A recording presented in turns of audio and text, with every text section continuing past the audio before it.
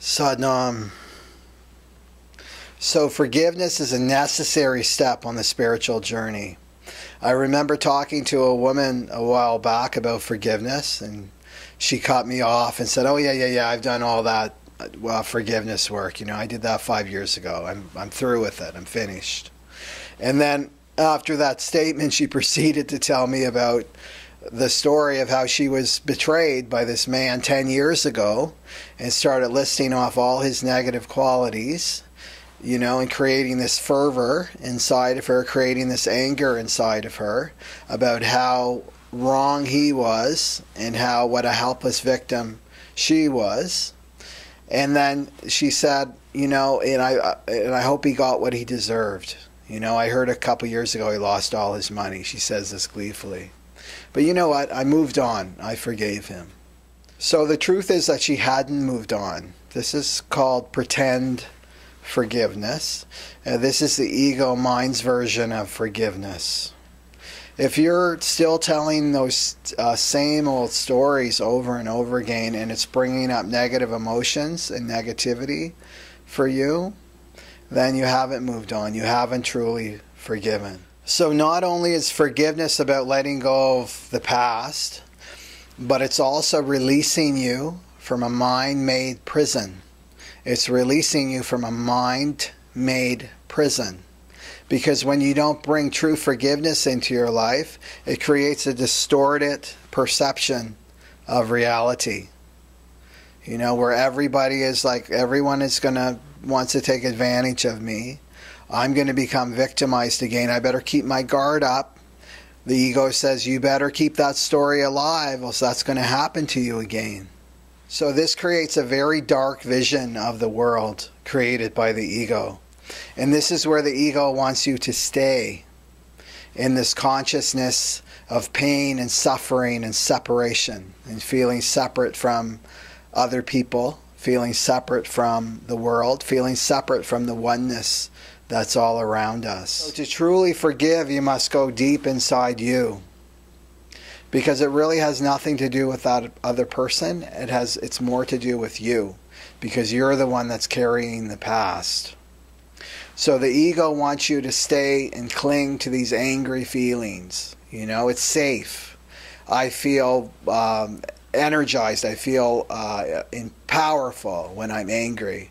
I feel like I'm morally superior. I can sit in judgment. He's wrong, she's wrong, and I'm right. I'm the one that was victimized. So it's a very safe place for the ego to have you stay. So the truth is, if you go deeper underneath that anger, you'll find a whole other cache of buried emotions, like pain, sadness, grief. And also you'll find self-hatred, because there's this belief, this underlying belief buried deep in the psyche, that there's something fundamentally wrong with you, that you deserved whatever happened to you, you deserved it.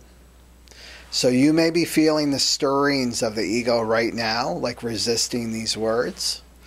And if you're serious about your healing, open up a space in your mind.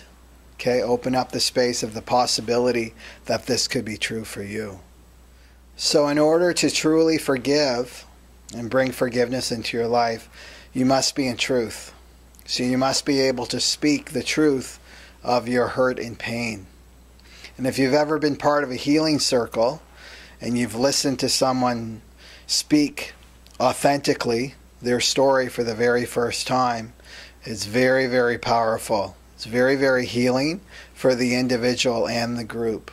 So you must tell the truth to yourself first, especially if you're someone who's been in denial for a lot of years and just clinging to the anger in the story. This will be very powerful for you.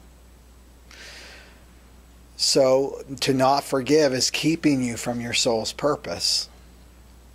So a meditation that you can practice that will really help you to align yourself with truth. And the yoga technique and how we do that is we chant mantra, which aligns us with the frequency of truth. So this will help you to clear up this fifth chakra and help you to communicate the truth, your truth. So communication isn't just speaking words, it's writing, it's communicating through some kind of art practice, through music, through painting, through dance, whatever your artistic expression is.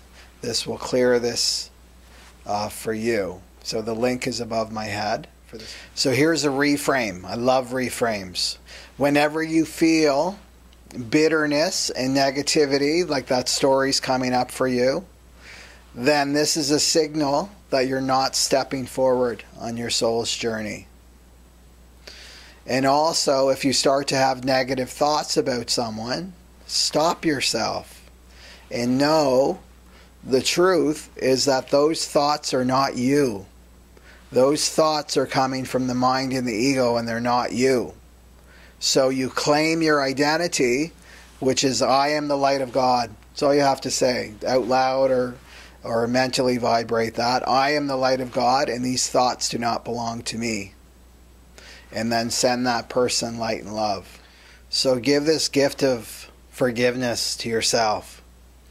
In fact, bring forgiveness to your daily sadhana. That means moving through life. Anything negative you see is illusion. So forgive. Forgive will bring you out of that illusion. And if you're not able to forgive, if it's a real stretch for you, then pray. Pray. Pray to God, the universe, the infinite, whatever you want to call it, the power that's higher and greater than our little egoic self, to please help me forgive, assist me to forgive, so that I can have a clearer perception of the world and really enter this Aquarian age as the light of God, as who I really am. Okay, Sat Nam.